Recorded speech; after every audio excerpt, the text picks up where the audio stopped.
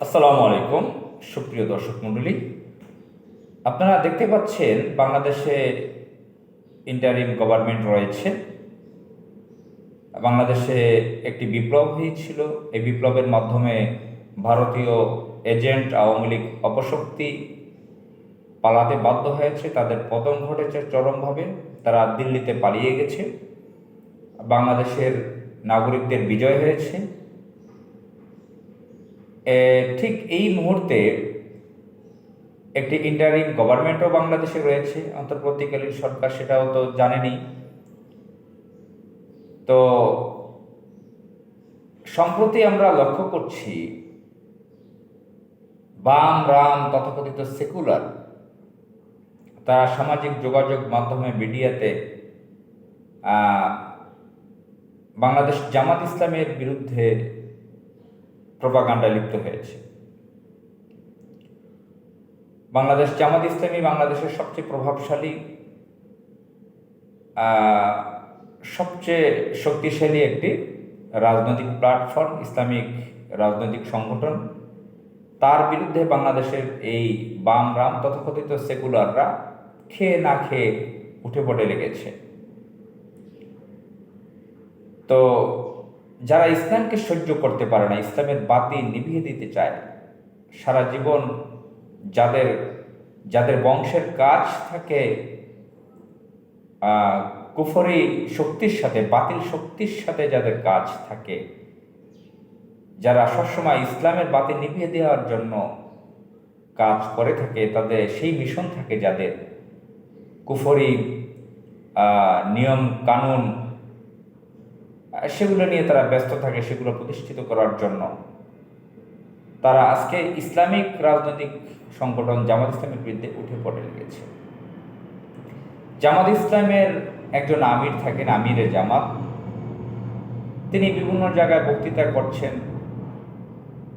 গত 16 বছর তার অনেক বক্তৃতাই মিডিয়ায় ভালোভাবে প্রকাশ করেনি, ভালোভাবে কথা বলতে দেয়নি। এখন অবৈধ আওয়ামী লীগ সরকারের পতনের পরে সুযোগ আসছে, এখন বিভিন্ন জায়গায় বক্তৃতা করছেন। তার অধিকাংশ কথা নিয়ে তারা ভুল ধরার চেষ্টা করছেন, প্রোপাগান্ডা ছড়াচ্ছেন, রিউমার ছড়াচ্ছেন। ক্ষমা করার বিষয় নিয়ে কথা আসছে। আবার জামাত ইসলামের যিনি সাবেক আমিরে জামাত অধ্যাপক গোলাম আজম, তার ছেলে ব্রিগেডিয়ার জেনারেল আবদুল্লাহিল আল আজামি দীর্ঘ 8 বছর বন্দি থাকার পরে আয়না ঘরে তিনি গুমের শিকার হয়েছিলেন। তিনি বের হয়ে এখন প্রায় 1 মাস পরে তিনি সংবাদ সম্মেলন করেছেন। সেখানে রবীন্দ্রনাথের লেখা পচা গান, বাংলাদেশের জাতীয় সঙ্গীত কেন হবে, এসব বিষয়ে তিনি প্রশ্ন তুলেছেন, আরও বিভিন্ন কথা বলেছেন। এগুলো নিয়ে তারা অনেক গন্ধ পেয়েছে, তাদের অ্যালার্জিতে পরিণত হয়েছে। তারা জামাত ইসলামের বিরুদ্ধে যা তা লিখছে, বলছে। জামাত ইসলামের আমিরে জামাত তিনি বলেছেন, আমরা সাধারণ ক্ষমা ঘোষণা করলাম। অর্থাৎ বুঝিয়েছে যে এই 15 বছর, 15.5 বছর বা 16 বছর যে নির্যাতন জুলুম জামাত ইসলামের উপরে করেছে, সর্বোচ্চ নির্যাতন জুলুম জামাত ইসলামের উপর করেছে। সেটার ব্যাখ্যা এখন যাচ্ছে না, কী ধরনের জুলুম নির্যাতন করেছে। তো সর্বোচ্চ জুলুমের শিকার হচ্ছে বাংলাদেশ জামাত ইসলামী। জামাত ইসলামের লাখ লাখ কর্মী আছে সারা দেশে, যারা ক্ষিপ্ত হয়েছিল আওয়ামী লীগের বিরুদ্ধে। এই যে পতন ঘটেছে আওয়ামী লীগের, জামাত ইসলাম কিন্তু এবং তার ছাত্র সংগঠন, ছাত্র শিবির কিন্তু কোনো শোডাউন করেনি। বিএনপি কিন্তু নয়াপল্টনে একটা শোডাউন করেছে। বিএনপি আওয়ামী লীগের অনেক নেতা বাড়িতে হামলা টামলা চালিয়েছে, লুটপাট করেছে, চাঁদাবাজিও দখলে নিয়েছে আওয়ামী লীগ, যেটা চাঁদাবাজি করতো সারা দেশে। জামাত ইসলামের লোক সেসব তো দূরের কথা, এই যে প্রতিহিংসাপরায়ণ হয়ে জামাতের উপরে তারা নির্যাতন করেছিল 16 বছর, এটার পাল্টা জবাব একটি আক্রমণ, যে এই সময়ে সুযোগ পেয়ে যে আওয়ামী লীগের ঘর বাড়িতে হামলা করা, তাদেরকে মারধর করা, এটা কিন্তু সারা দেশে করা যেতে পারত। জামাত ইসলামের লাখ লাখ লোক আছে, কোটি লোক আছে, তাদের 10 লাখ লোক থাকলে আরও 1 কোটি লোক তারা সাথে পাবে। কারণ আওয়ামী লীগ অপশক্তির পর মানুষ ক্ষিপ্ত।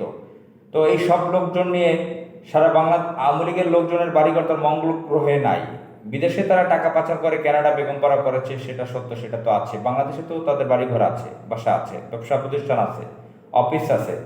তো এগুলো তো জামাত ইসলামের লোক, শিবিরের লোক হামলা করতে পারতো, তাদের মারধর করতে পারতো, তাদের পরিবারের লোকদেরকে হেনস্থা করতে পারতো, সেগুলো কিন্তু করেনি। এই জন্য জামাত ইসলামের আমির বলেছেন আমরা সাধারণ ক্ষমা ঘোষণা করলাম, কিন্তু ক্রিমিনাল অফেন্সের বিচার হবে। যে যে ফৌজদারি অপরাধ করেছেন, ক্রিমিনাল অপরাধ করেছেন, ক্রাইম করেছেন, সেটার জন্য সুনির্দিষ্টভাবে মামলা হবে, সেটার জন্য বিচার হবে। এই কথাটা কি ইসলাম বিরোধী শক্তি সেকুলাররা, তথাকথিত সেকুলার, তারা অথচ হিন্দুত্ববাদীদের সহযোগী, তারা উগ্র হিন্দুত্ববাদীদের ব্যাপারে তাদের পজিটিভ চিন্তা ভাবনা, কিন্তু তারা ইসলামকে তারা সহ্য করতে পারে না। তথাকথিত সেকুলার, যদি অরিজিনাল সেকুলার হয়তো, যেটা 1200 শতকে তৈরি হয়েছিল, খুব সিরিয়াস সমস্যা হতো না। তাহলে সেকুলার তন্ত্রটাও একটা সমস্যা, কিন্তু খুব সিরিয়াস সমস্যা হতো না। তারা কিন্তু ডুপ্লিকেট সেকুলার, ভুয়া সেকুলার। তারা একদিকে ভারতীয় উগ্র হিন্দুত্ববাদকে সমর্থন করে, অন্যদিকে বাংলাদেশে ইসলাম সহ্য করতে পারে না, অথচ বাংলাদেশের রাষ্ট্রধর্ম ইসলাম, শান্তির ধর্ম ইসলাম। তো যাই হোক, তারা জামাত ইসলামের এই আমিরের কথাকে তারা বিএনপির মধ্যে যারা বাম আছে তারাও এটাকে খুব এটা নিয়ে পেঁচাপেচি করতেছে, নানান ধরনের উল্টাপাল্টা কথা বলতেছে। আবার এই রবীন্দ্রনাথকে নিয়ে যা বলেছে, জাতীয় সঙ্গীতের ব্যাপারে তো বহু লোকে বহু কথা বলেছে। জাতীয় সঙ্গীত নিয়ে কেন কথা উঠেইল, যারা আওয়ামী লীগের লোকজন, সালমান এফ রহমান কোরআনে ভুল আছে বলে নাউজুবিল্লাহ, সেটা পর্যন্ত বলেছে যে এটা সংশোধন করা দরকার, কোট আনকোট, হাদিসে ভুল আছে, এটা সেটা, এই ধরনের কথা পর্যন্ত বলেছে। এবং সালমান এফ রহমান ছাড়াও বহু লোকে কোরআন হাদিস নিয়ে উল্টাপাল্টা কথা বলেছে, আমাদের নবীজিকে নিয়ে উল্টাপাল্টা কথা বলেছে, তাদেরকে সাধুবাদ জানায়, তাদের ব্যাপারে কোনো কিছু বলে না। রবীন্দ্রনাথ কি একটা পচা সঙ্গীত প্লেজারাইজ করে তৈরি করেছিল, সেটা বাংলাদেশের জাতীয় সঙ্গীত হিসেবে চালাচ্ছে, যেটার অর্থ ফালতু, যেটা কোনো ওহি না, যে আল্লাহর ওহি, আল্লাহর কালাম কোনো নবীর কাছে পাঠিয়েছে ওহির মাধ্যমে, সেটা কিন্তু না। একটা পতিতা ব্যবসায়ী পরিবারের সন্তান রবীন্দ্রনাথ, সে উগ্র হিন্দুত্ববাদের সহযোগী ছিল, মুসলিম বিদ্বেষী। তার লেখা স্বাধীন বাংলাদেশে, আমাদের তো শুধু বাংলা অঞ্চল তো পুরোটা আমরা পাই নাই, আসাম, বিহার, উড়িষ্যা, মিজোরাম, ত্রিপুরা, পশ্চিমবঙ্গ, এগুলো তো আমরা পাইনি।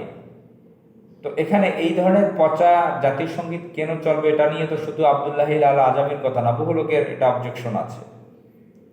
সেটার ব্যাপারে একজন বাম লোক স্ট্যাটাস দিয়েছে গত দুদিন আগে, যে জামাত শুরু থেকেই ভুলের মধ্যে, এখন পর্যন্ত ভুল, পুরোটাই ভুলের মধ্যে, ইত্যাদি ইত্যাদি, কোট আনকোট। আমি স্ট্যাটাসটা পড়েছি। ভদ্রলোকের কথা মাঝে মাঝে শুনি, গত 2-1 বছর যাবৎ একটু গণতন্ত্রের পক্ষে কথাবার্তা বলে, মাঝে মাঝে মানবতার পক্ষে টুকটাক বলে, যদিও এরা আওয়ামী লীগ ফ্যাসিজমের পক্ষে ছিল। আওয়ামী লীগ ফ্যাসিজমকে চরম ফ্যাসিস্ট হয়ে ওঠার জন্য এরাই সহযোগী ছিল, জামাত ইসলামের লোকদেরকে ফাঁসি দেওয়ার জন্য এরাই উঠে পড়ে লেগেছিল। এই ভদ্রলোক আমার কাছেও দুবার পুরস্কার পাঠিয়েছিল তার পত্রিকার পক্ষ থেকে, আমার লেখা সেখানে ভালো হয়েছিল এরকম সিস্টেমের কারণে আমার কাছে দুবার লেটার পাঠিয়েছিল। ভদ্রলোক জামাত ইসলাম সম্পর্কে এ ধরনের মন্তব্য করলেন যে জামাত শুরু থেকেই ভুল। 1941 সালে জামাত ইসলাম শুরু হয়েছিল, সেটা কি ভুল ছিল, কি ধরনের, সেটা তো ব্যাখ্যা দিল না। তো এই যে যাদের খুঁজে পাওয়া যায় না বাটি চালান দিলে, যাদের বাম রাম দলের সাথে যুক্ত সেকুলার, যারা একটা ইউনিয়ন পরিষদের মেম্বার হওয়ার ভোট পায় না,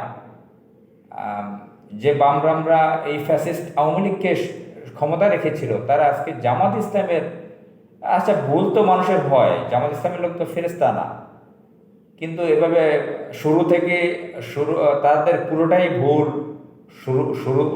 শুরুটাই ছিল ভুলের মধ্যে, এখনো ভুল, মানে কি ধরনের অ্যাডভাইজার তারা, জামাত ইসলাম সম্পর্কে কত বড় বড় কথা বলছে তারা, সাংঘাতিক লাগে সব সমস্ত কথাবার্তা শুনলে। বাংলাদেশে অল্প কয়েকটা বাম রাম আছে, এদের কাছে বাংলাদেশে ইলেকট্রনিক্স মিডিয়াগুলো, প্রিন্ট মিডিয়াগুলো প্রায় দখলে। এরা এগুলোকে পেয়ে যা ইচ্ছা তাই ইসলামিক রাজনৈতিক দলের বিরুদ্ধে বলে যাচ্ছে, ভারতীয় এজেন্ডা তারা পূরণ করে যাচ্ছে। আর এই ফ্যাসিস্ট আওয়ামী লীগকে তারা ক্ষমতা রেখেছিল, ইসলামিক দলের ব্যক্তিদেরকে তারা বিভিন্ন নির্যাতনের সহযোগিতা করেছিল। এদের ব্যাপারে আমাদের সকলের সতর্ক হওয়া প্রয়োজন। আসসালামু আলাইকুম।